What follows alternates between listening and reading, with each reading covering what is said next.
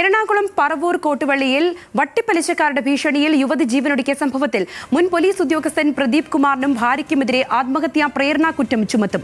മരിച്ച ആശയുടെ ആത്മഹത്യാ കുറിപ്പിന്റെ അടിസ്ഥാനത്തിലാണ് നടപടിയെന്നാണ് പോലീസ് വിശദീകരണം.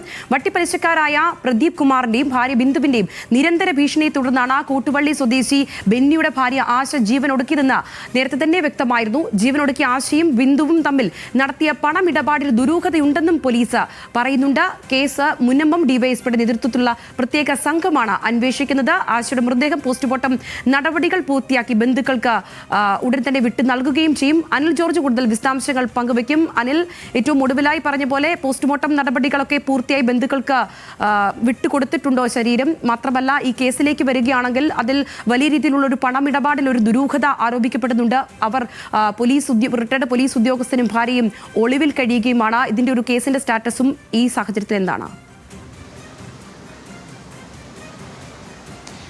സംഗീത, അല്പസമയത്തിനകം തന്നെ ആശയുടെ ശവസംസ്കാര ശുശ്രൂഷകൾ ആരംഭിക്കും. ഇപ്പോൾ ബോഡി ഉള്ളത് ആശയുടെ വീട്ടിലാണ് ഉള്ളത്. അല്പസമയത്തിനകം കോട്ടുവള്ളി പള്ളിയിലേക്ക് ആശയുടെ മൃതദേഹം കൊണ്ടുപോവുകയും ചെയ്യും. ഇതിൽ പ്രതികളായിട്ടുള്ള മുൻ പോലീസ് ഉദ്യോഗസ്ഥനായ പ്രദീപ്, ഒപ്പം തന്നെ പ്രദീപിൻ്റെ ഭാര്യ ബിന്ദു എന്നിവർ ഇപ്പോൾ ഒളിവിലാണ്. ഇവർക്കെതിരെ ആത്മഹത്യാ പ്രേരണ കുറ്റം ചുമത്തി എന്നാണ് റൂറൽ SP പറഞ്ഞത്. ഈ അന്വേഷണത്തിനായി ഒരു പ്രത്യേക അന്വേഷണ സംഘത്തെ തന്നെ രൂപീകരിച്ചിട്ടുണ്ട്. മുനമ്പം ഡിവൈഎസ്പി ഹരികൃഷ്ണന്റെ നേതൃത്വത്തിലുള്ള സംഘമാണ് അന്വേഷണം നടത്തുക.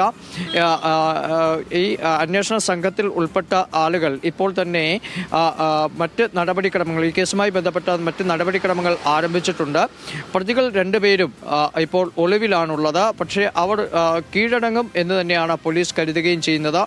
ആത്മഹത്യാ പ്രേരണ കുറ്റം ചുമത്തിയിരിക്കുന്നതിനാൽ തന്നെ ജാമ്യമില്ലാത്ത വകുപ്പാണ്. അതിനാൽ തന്നെ ഇവർക്ക് കീഴടങ്ങുകയല്ലാതെ മറ്റ് നിർവാഹമില്ലാത്ത സാഹചര്യം കൂടിയുണ്ട്.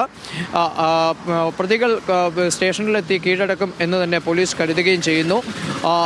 കഴിഞ്ഞ ദിവസങ്ങൾ, അതായത് 11-ാം തീയതി മുതൽ ആണ് ഈ ആശയും ബിന്ദുവും തമ്മിലുള്ള ഒരു പണമിടപാട് സംബന്ധിച്ച് ആശയുടെ വീട്ടുകാർക്ക് പോലും ഒരു കൃത്യമായ ചിത്രം ലഭിക്കുന്നത്. ഏതാണ്ട് 2 തവണകളിലായി 5 ലക്ഷം രൂപ വീതം 10 ലക്ഷം രൂപ ബിന്ദുവിൻ്റെ പക്കൽ നിന്നും ആശ വാങ്ങി എന്നാണ് വീട്ടുകാർക്ക് ലഭിച്ച വിവരം. ഇത് ആശ നടത്തിയിരുന്ന കടയുടെ വിപുലീകരണത്തിനും മറ്റുമായാണ് പണം വാങ്ങിയതെന്ന് അവർ പറയുന്നു. എന്നാൽ പല തവണയായി ഏതാണ്ട് 30 ലക്ഷം രൂപ തിരിച്ച് ഇവർക്ക് നൽകി. എന്നാൽ പലിശ, കൂട്ടുപലിശ തുടങ്ങിയ കാര്യങ്ങൾ പറഞ്ഞ് വീണ്ടും ഭീഷണിപ്പെടുത്തി. ഇതിനിടെ ആശയുടെ മകളുടെ വിവാഹം ഉറപ്പിച്ചു. ഇതിനെ തുടർന്ന് ഈ പ്രതികൾ വന്ന് വലിയ തോതിൽ ബഹളമുണ്ടാക്കുകയും ആശയെ സമ്മർദ്ദത്തിലാക്കുകയും ആശയുടെ കുട്ടികൾക്ക് ഇതിൻ്റെ ഭീഷണി ഉണ്ടാകും, ഭവിഷ്യത്ത് അനുഭവിക്കേണ്ടി വരുമെന്ന ഭീഷണി മുഴക്കുകയും ചെയ്തു. തുടർന്ന് 11-ാം തീയതി കയ്യിലെ ഞരമ്പ് മുറിച്ച് ആശ ആത്മഹത്യക്ക് ശ്രമിച്ചു. തുടർന്ന് വീട്ടുകാർ ഇവരെ ആശുപത്രിയിൽ എത്തിച്ചു. ഇതിനെ തുടർന്നാണ് ഈ സാമ്പത്തിക ഇടപാടുകൾ സംബന്ധിച്ചുള്ള ഒരു ചിത്രം പുറത്തേക്ക് വരുന്നത്. ഇവർക്ക് പലിശ നൽകാൻ വേണ്ടി മറ്റ് ബന്ധുക്കളടക്കമുള്ള ആളുകളുടെ സ്വർണ്ണാഭരണങ്ങൾ വാങ്ങി പണയം വെക്കുക അടക്കമുള്ളവ ചെയ്തിട്ടുണ്ട്.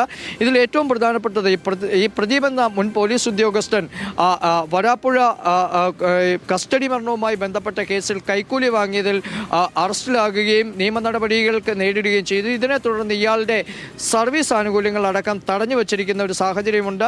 അതിനാൽ തന്നെ ഇത്ര ഭീമമായ തുക ഇങ്ങനെ വട്ടിപ്പലിശയ്ക്ക് നൽകാനും വലിയ വീട് വെക്കാനുമുള്ള പണം ഇവർക്ക് എവിടുന്ന് ലഭിച്ചു എന്നതിനെക്കുറിച്ചുള്ള അന്വേഷണം അടക്കം നടത്തുമെന്നാണ് ഇപ്പോൾ SP അറിയിക്കുകയും ചെയ്തിരിക്കുന്നത്. പോലീസുകാരൻ്റെ മുൻ പോലീസ് ഉദ്യോഗസ്ഥൻ്റെ അക്കാലഘട്ടത്തിലെ കാര്യങ്ങൾ തന്നെ, അയാളുടെ ക്രിമിനൽ പശ്ചാത്തലം അടക്കമുള്ള കാര്യങ്ങൾ തീർച്ചയായും ഒരുപാടധികം കാര്യങ്ങളിൽ ദുരൂഹതകൾ മാറേണ്ടതുണ്ട്. ഒരുപാടധികം കാര്യങ്ങളിലേക്ക് അന്വേഷണം ചെന്നെത്തേണ്ടതുണ്ട്. അനിൽ ജോർജാണ് ഏറ്റവും പുതിയ വിവരങ്ങൾ പങ്കുവച്ചത്.